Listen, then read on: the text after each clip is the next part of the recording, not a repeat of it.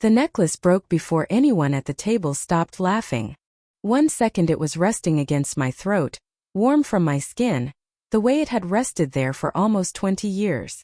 The next second, my niece Lily had it in her hand, swinging the broken chain under the dining room light like she had found a toy in a cereal box. "Mom says it looks like something from a flea market," she said. The room went quiet for half a breath. Then Vanessa laughed. Not loud. Not cruel enough for anyone to call cruel. Just a soft little sound, smooth as cream and sharp as glass.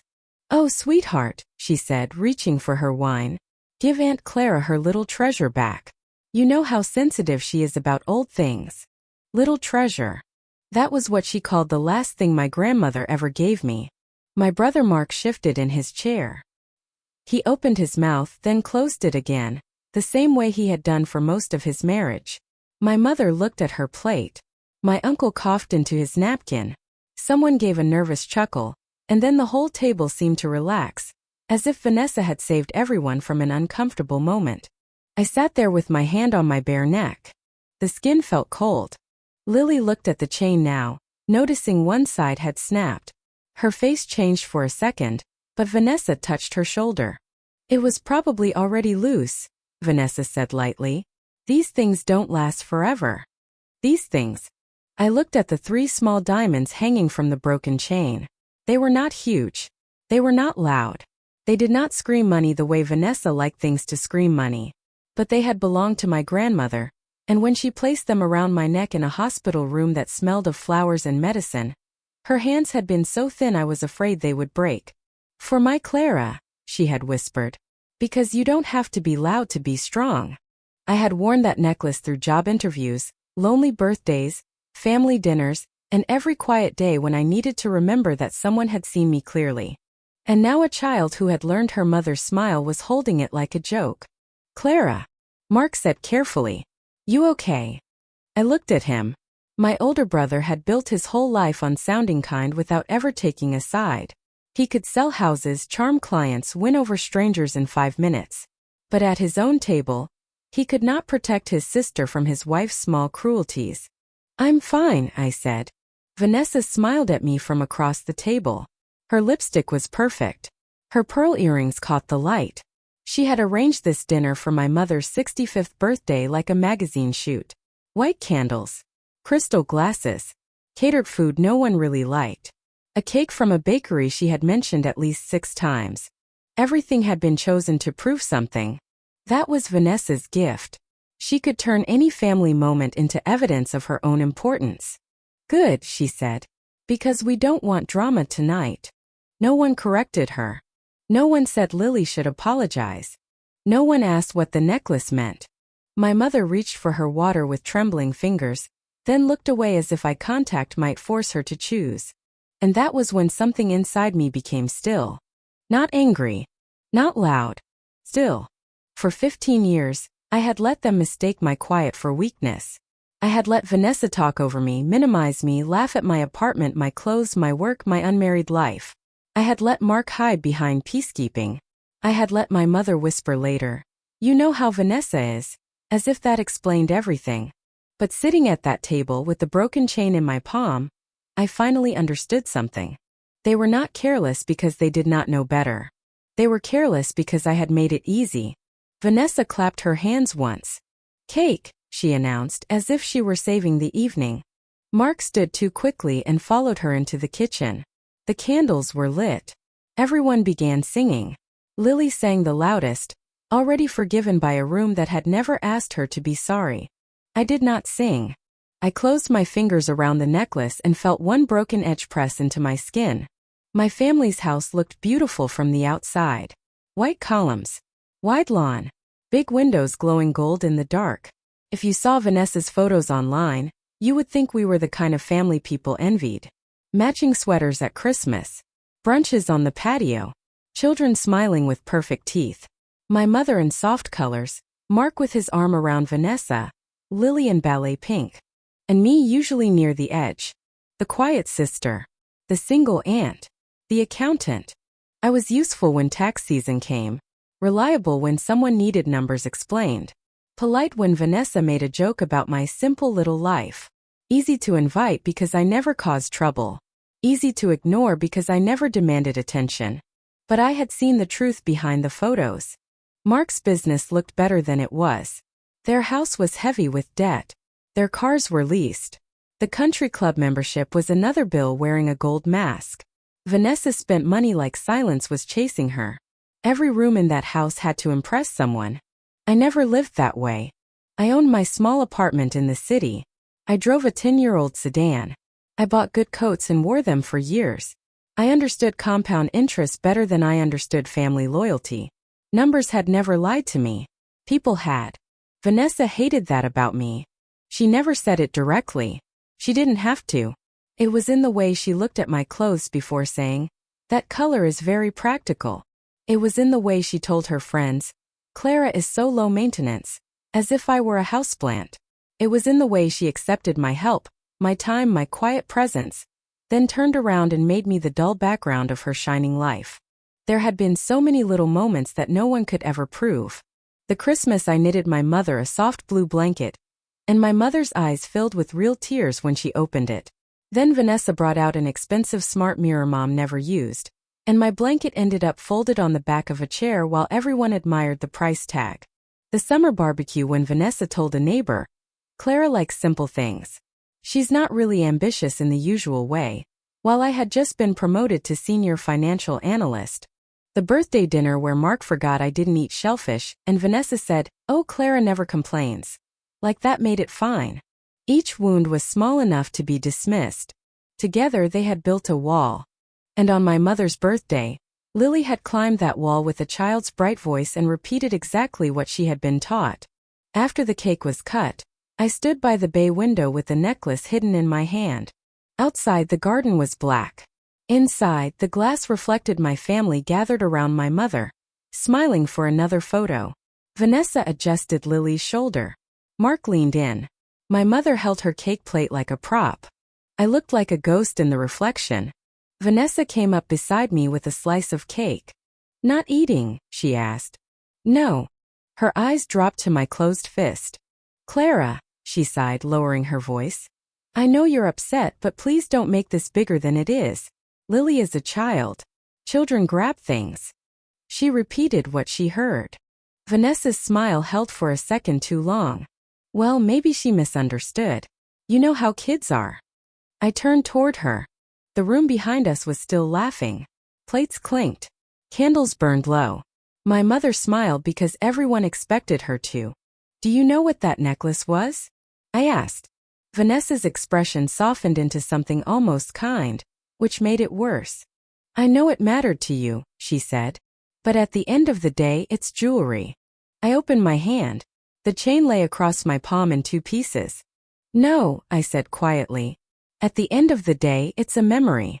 For the first time all evening, Vanessa had no quick answer. Then she patted my arm. "Memories can't be broken," she said. I looked at her hand until she removed it. "You're right," I said. "They can't."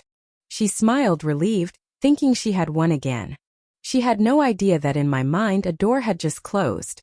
I left before coffee. No one tried very hard to stop me.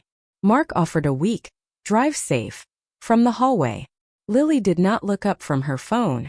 Vanessa kissed the air beside my cheek and whispered, "Let's not make Mom worry." That was always the family rule. Do not make Mom worry. Do not embarrass Mark. Do not challenge Vanessa. Do not disturb the beautiful picture. I drove home through wet Seattle streets with the broken necklace wrapped in a napkin inside my purse. Streetlights slid across my windshield. My phone buzzed once with a family group photo Vanessa had posted before I had even reached the freeway. Everyone looked happy. I turned the phone face down on the passenger seat. By the time I reached my apartment, I knew exactly what I was going to do. My place was small, quiet, and clean. No crystal bowls. No staged corners. No furniture bought to impress guests who would judge it anyway. I set my purse on the kitchen counter, took out the napkin, and unfolded it slowly. The necklace looked smaller now. I made tea not because I needed comfort, but because I needed my hands to do something ordinary before I did something final. Then I opened my laptop. The secret I had kept for 3 years sat in a folder marked Evergreen. No one in my family knew about it. Not Mark. Not Vanessa. Not my mother. 3 years earlier, my firm had sponsored a charity gala for an arts education program. I had almost skipped it. I hated rooms where people measured each other by job titles and watches. But that night I met Dr. Evelyn Harper, the director of the Weston Ballet Conservatory. She spoke about dance as if it were oxygen, not as a trophy for rich families, not as a line on a private school application. She spoke about children who had talent but no money, children who worked harder than anyone and still lost their chance because tuition was a locked door. One story stayed with me. A girl from a small town. Brilliant feet. No father. A mother working nights. No way to pay. I went home that night and looked at my accounts. I had lived carefully for years. Saved quietly. Invested patiently. I did not have children. I did not have expensive habits. What I had was more than enough. So I created the Evergreen Grant. $50,000 a year. One full scholarship for a gifted dancer chosen by the conservatory, based on talent and need. My only condition was anonymity. No plaque. No dinner. No speech. I wanted the student to believe the door had opened because of their work, not because some stranger wanted thanks. For 2 years I funded children I had never met. Then the third letter arrived. The recipient was Lily Bennett, my niece. I had sat at my desk for a long time, reading her name again and again. Lily had talent. That part was real. I had seen it at her recital, seen the way her whole face changed when music began. She became softer then, freer, less like Vanessa's daughter and more like herself. So I paid. I paid while Vanessa bragged to everyone that Lily had won a rare scholarship because she was exceptional. I paid while Mark said, "We'll find a way," knowing very well the way had already been found for him. I paid while Lily danced in a building her parents could not afford. And I stayed silent. Because the gift was never about Vanessa. It was about the child. But at my mother's table, that child had used her mother's words to break my grandmother's necklace and humiliate me in front of everyone. And the adults had laughed. I opened a blank email to Dr. Harper. My fingers did not shake. Dear Dr. Harper, I am writing to inform you that I am withdrawing future funding for the Evergreen Grant recipient, currently enrolled under Student File 4276. This decision is effective immediately. I understand this may create difficulty for the conservatory, and I regret the disruption. Please apply all future Evergreen funds to the next eligible student on your waiting list. Thank you for your professionalism and for the work you continue to do. The donor. I read it once. There was no anger in it. No explanation. No wound showing through the words. Just a boundary. My finger hovered over send. For 1 second I saw Lily in a pink leotard, turning across a polished floor, her face open and bright. Then I saw her at the dinner table, holding my necklace in the air while Vanessa smiled. I clicked send. The apartment seemed to grow quieter. Then I wrote one more email. Mark and Vanessa. I heard there may be an issue with Lily's scholarship at Weston. It appears the private donor has withdrawn support for future payments. If the balance is not covered within the conservatory's deadline, her place may be released. I'm sorry you're facing this. Clara. I stared at that final line. I was sorry. Sorry that a child had been raised to confuse cruelty with confidence. Sorry that my brother had mistaken silence for peace. Sorry that Vanessa had taught her daughter to look down on the woman quietly paying for her dream. Then I sent it. 20 minutes later, my phone began to vibrate on the counter. Mark's name filled the screen. I let it ring. Once. Twice. 3 times. Then I answered. Hello, Mark. His voice came through tight and breathless. Clara, what is going on? We just got your email. Weston called Vanessa. They said the scholarship is gone. I know. What do you mean you know? In the background I heard Vanessa's voice, sharp and panicked. Ask her how she knew before we did. Mark lowered his voice. Clara, did someone tell you something? I looked at the broken necklace on the desk beside my laptop. The donor changed their mind, I said. Vanessa grabbed the phone. I could hear it in the rustle, in Mark's weak protest, in the sudden hard breath on the line. Clara, she said, this is not the time for your little tone. Lily's future is at risk. Do you understand that? $50,000 is due in 30 days. I said nothing. Are you listening to me? Yes. Then say something useful. I picked up the necklace and let the broken chain slide over my fingers. Maybe the donor felt unappreciated. The silence that followed was different. Not confused. Afraid. What does that mean? Vanessa asked. It means some people should be careful what they call worthless. Her breath caught. In the background, Mark said, Vanessa? What is it? But Vanessa did not answer him. For the first time since I had known her, she had nothing polished to say. The line stayed open, full of breathing and fear, and I knew the first crack had finally appeared in their perfect family picture.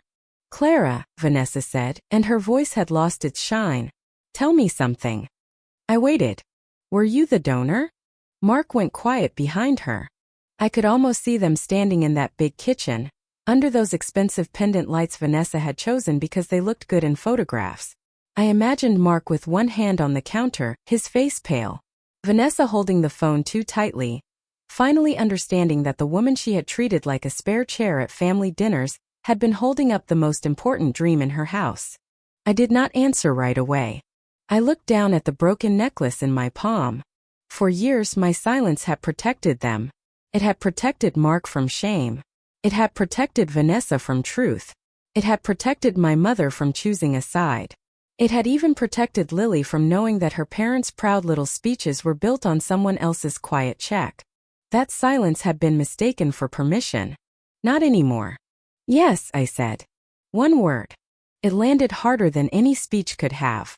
Mark made a sound in the background, small and broken. You. Vanessa whispered. Me. No, she said quickly, like denial could fix numbers.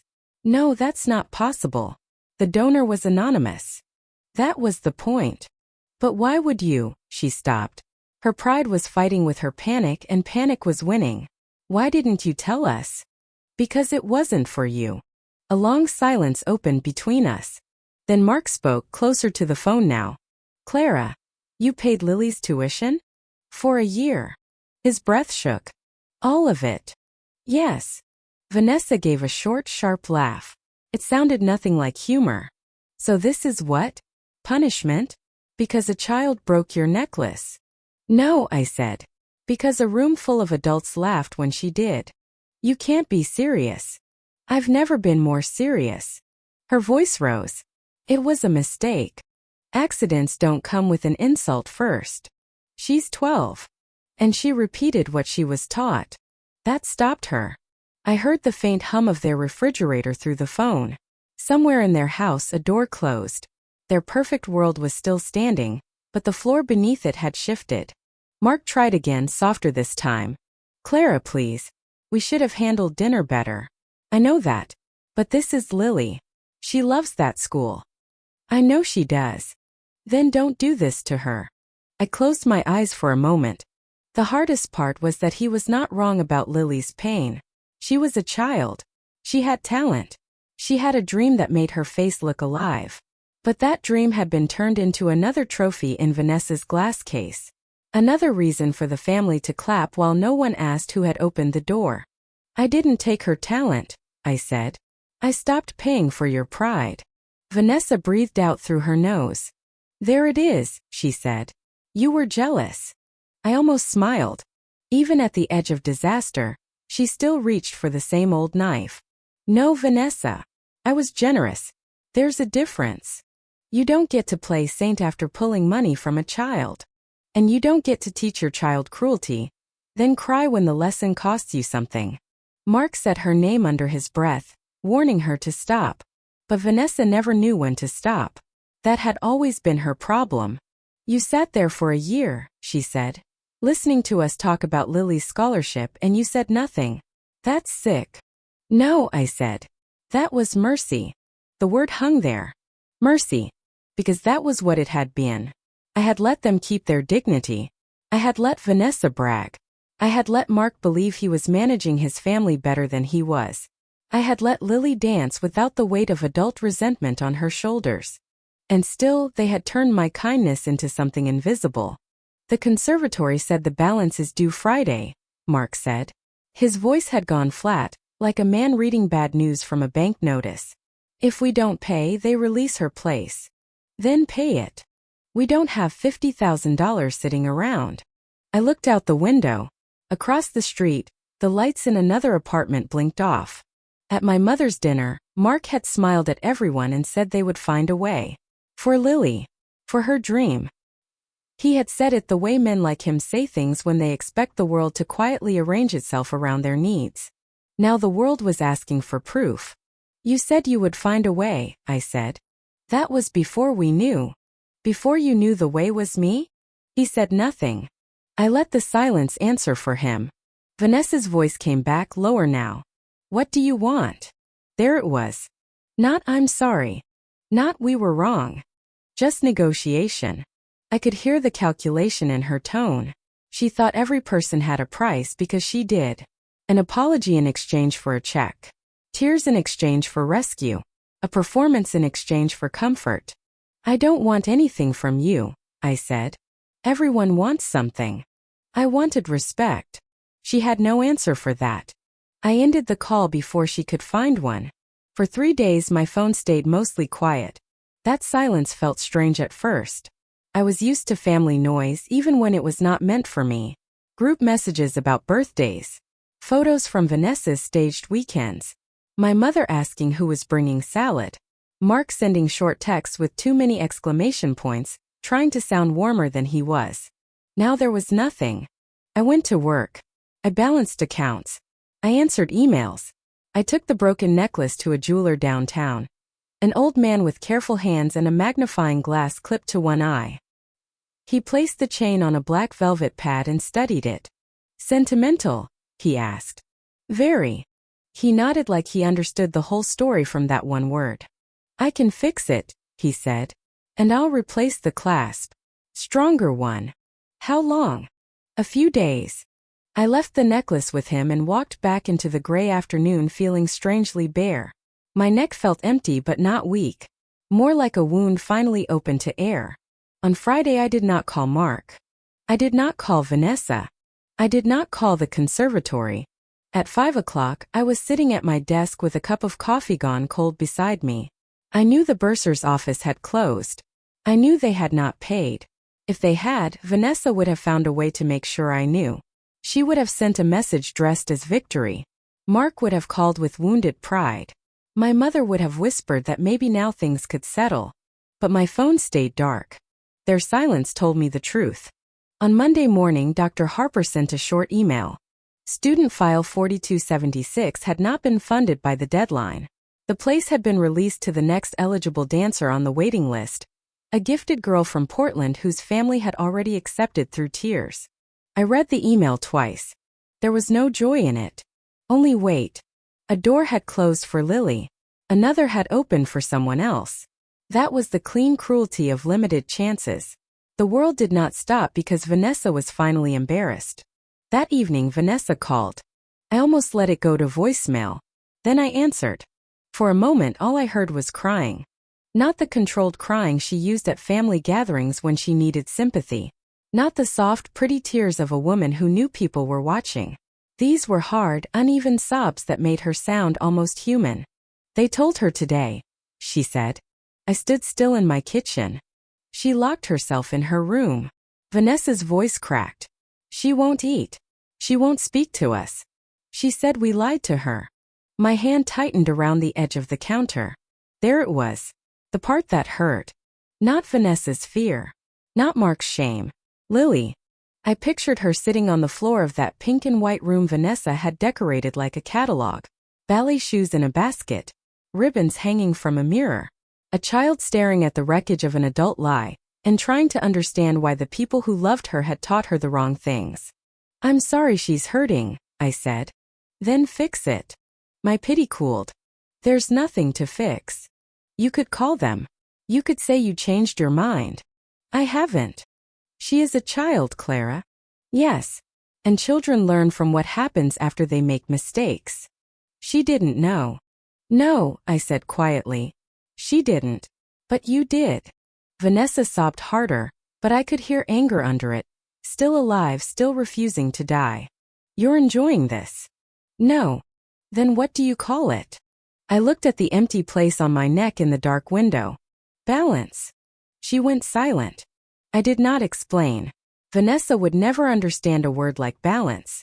Her whole life had been built on making other people carry the weight while she arranged the picture. Before she hung up, her voice came through small and bitter. You've destroyed this family. No, I said. I stopped pretending it was whole. The line went dead. 2 days later my mother called. She began with my name in that soft, worried voice she used when she wanted peace without truth. Clara, honey. I sat down because I already knew where the conversation was going. Mark told me everything, she said. Did he? He said you were the donor. I was. Another pause. And you ended it because of the necklace. I looked at the stack of mail on my table. Bills. A grocery flyer. A postcard from the jeweler saying the repair was ready. No, Mom. The necklace was the last thing. Not the only thing. She sighed. Their family. Those 2 words had covered so much damage in my life. Their family. So smile. Their family. So forgive. Their family. So let them take the warmest parts of you and call you sensitive when you bleed. I know they are, I said. That's why I waited so long. My mother's breath trembled. Lily is suffering. I know. Doesn't that matter? It matters. But so did I.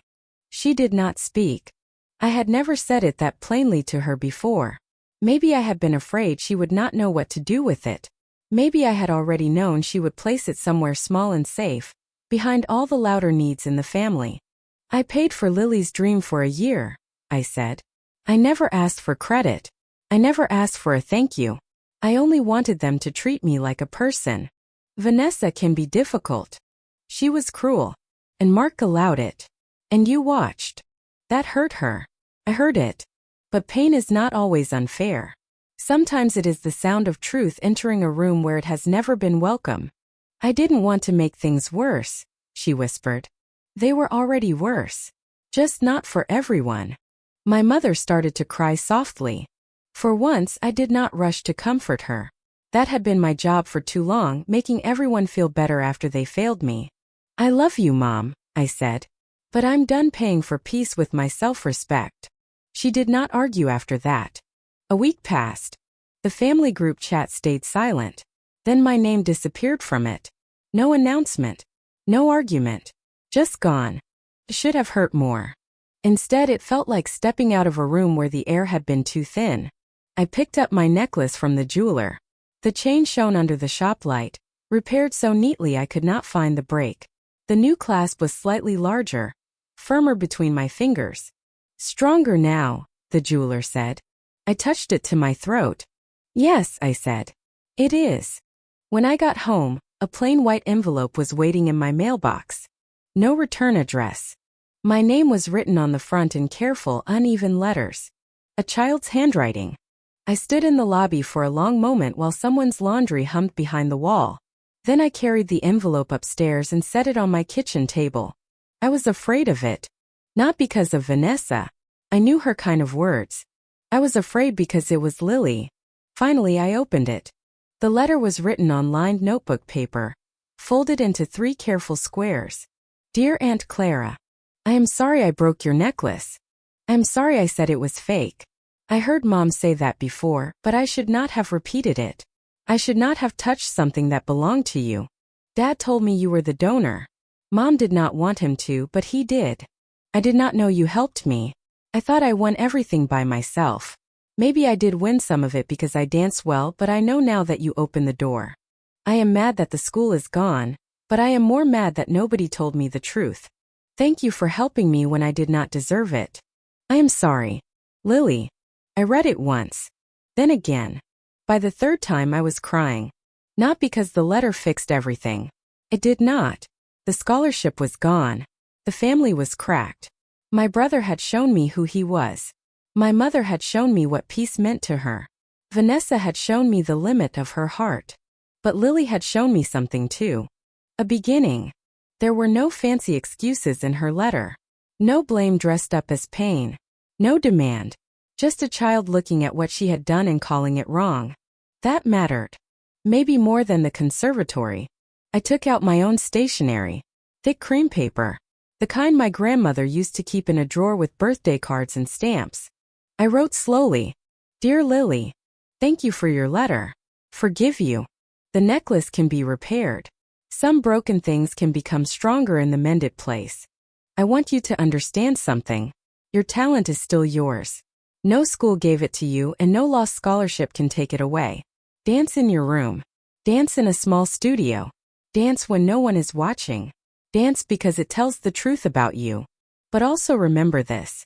Talent is not a reason to look down on people. Success means very little if it makes your heart smaller.